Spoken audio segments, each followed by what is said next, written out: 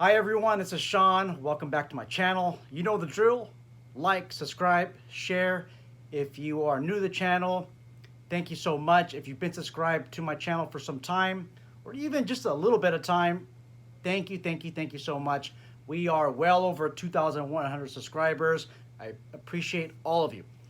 In today's video, we're going to be talking about an armed robbery four against one armed private security officer in a vape shop. The news media reports that this was an illegal operation referring to marijuana sales. Apparently, they did not have a permit. I don't know what the facts are. That's what the media is relating. Sometimes the media gets their information wrong also. What we have is four men walk into the smoke shop. We have an armed private security officer that is behind the counter. He's wearing some body armor that says security on it. And these four guys approach him, and all of a sudden, one of them draws a firearm, and there's a full-blown shootout. Let's talk about some training points. And I want you to keep in mind, ladies and gentlemen, that nothing that I provide in this video is legal advice, and it's not either professional advice. It's not even training. The reason why I'm showing this video is I want to open a dialogue with you guys. I want to know what your thoughts are. What would your response be in a situation like this? In no way, shape, or form am I providing you advice on how to respond to an incident. I'm just opening up dialogue with you guys. The dialogue, the video that you see today, what I want you to do is provide that information to a licensed firearm trainer or somebody who is competent, they're qualified to provide firearms training or tactics, and have a discussion with them. The problem with YouTube is the discussions, they're not all the time back and forth. You can't communicate the same way that you do in real life, such as in a classroom type environment or a range. So please, this is not legal advice, not professional advice. This is not training, just opening up dialogue, round table. I want to hear from all of you. So there's a couple of issues that I see here. Number one is you have an armed private security officer that it looks like this person is providing sales and providing security service at the same time. I don't know of any insurance company that's going to insure you as a private security company if you're selling marijuana and you're providing uniform private security. You put on that body armor to security, that's uniform security. So that's the one main issue I have. If you're security, please just be security. If you are doing the retail part, just do the retail part. Don't do both. Very difficult to concentrate on selling the products and being security at the same time. So I don't know what that setup is, but I don't like it from the get-go. I'm a big fan of access control. As a private security company, if you contract with any of these clients, many times you end up providing consultation with them, a security consultation. You provide a threat assessment. Some of these shops, depending on where they're located, I would not allow more than two people to come in at once. Maybe two people the first 3 minutes, and then later on another 4 minutes or 5 minutes. Have another group coming inside. I think that's better than just letting all of them inside at once. Some of these stores have a buzzer. You could buzz people in.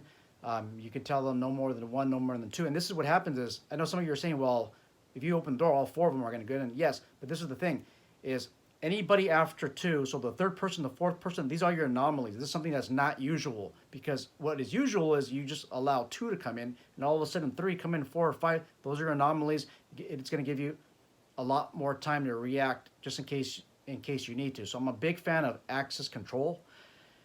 Don't let all of them in at once, okay? And you should have these cameras. You should have security monitoring these cameras, seeing who is in cahoots with who comes in the same car, okay? What I don't want you to do is profile. Don't profile on the way that they look like, guys. If they look clean cut, if they're in business suits, still, hey, two at once. That's what's going to get you killed, is you start making these assumptions. You don't make an assumption by race, nationality, by the way they dress. You go strictly by stick with that policy. Two at once, three at once. Okay, don't go by the way that they look. It doesn't work all the time. Okay, in the past we've done a horrible job at, I want to say, profiling the person that's about to rob us. Third, I'm a big fan of repositioning myself. So if I'm already screwed behind this little coffin box, that's what that area is, that counter area, you're kind of stuck. I did notice that our security officer was able to go to the left. If you notice in the video, if you're able to go to the left, you can get a better view of all four. The problem is if you go to the right, you still have this numbnuts here to worry about. But I like to take different angles. You go more angled, you angle yourself more to the left, you get a better view of the business, and you get a better view of what all four are doing. What I like to do is I like to scan for weapons. I want to see where their hands are at all times. So I'm greeting them, okay, hi, how you doing today? And then I'm seeing where their hands are going. If I don't see their hands, that's a potential problem to me. And using this technique, if you see the guy in red, he comes in and his firearm is actually exposed. He's wearing it in appendix fashion right in front of him, and you can actually see the outline of a gun. Looks like he tries to cover it, and he just goes for the gun. That's what I'm looking for, guys, is seeing where their hands are, checking out their waistband area. So not just hands, but the waistband area. Now this is the problem. So we have what we did learn from the news. Some news reports, 4 guys had guns, some 3 had guns that are shown on video. Whether it's 3 or 4, this is the problem is, in order to fire your weapon, you have to determine that each person is a deadly threat. So there's a drill out there, and I want you to practice this with a licensed instructor. It's called a Dozier Drill. It's General Dozier Drill. And this drill originated in South America. You have a general, I think he's Army. He was kidnapped by 4 armed men. He was unarmed. His wife was kidnapped. When he was released, he had a discussion with Lieutenant Colonel Jeff Cooper, the founder of Gunsight, the founder of the modern-day gunfighter, or gunfighting philosophy principles. He had the combat triage mindset, gun handling, and marksmanship.